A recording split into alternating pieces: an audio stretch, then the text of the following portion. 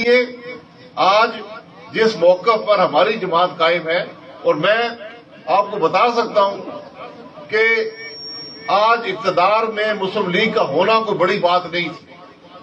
اگر ہم اصولوں پر سودے بازی کر لیتے آج اقتدار میں ہوتے، لیکن وہ ایک ایسا سودا تھا جو پاکستان کے مفاد میں نہیں تھا۔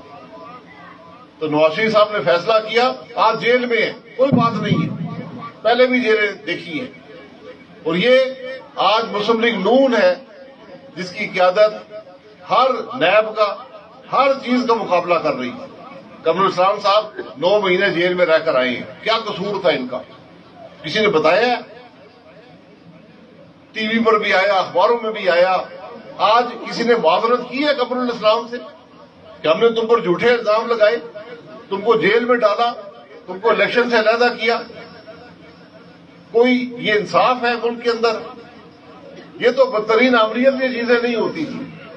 آج بھی سودا بڑا واضح ہے کہ منہ بند رکھو، کچھ نہیں ہوگا، کوئی نیب کا کیس نہیں بنے گا، لیکن جس سیاستدان نے منہ بند کر لیا اس نے اپنے ضمیر کا سودا کر لیا، اس کا وہ عمل ملک کے مفاد میں نہیں ہے۔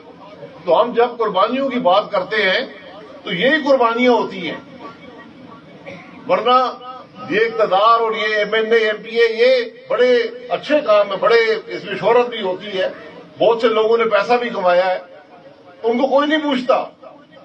جنہوں نے اقتدار میں رہ کر پیسہ کمایا وہ آج سب اقتدار کے اندر ہیں، ان کو کوئی پوچھنے والا نہیں ہے۔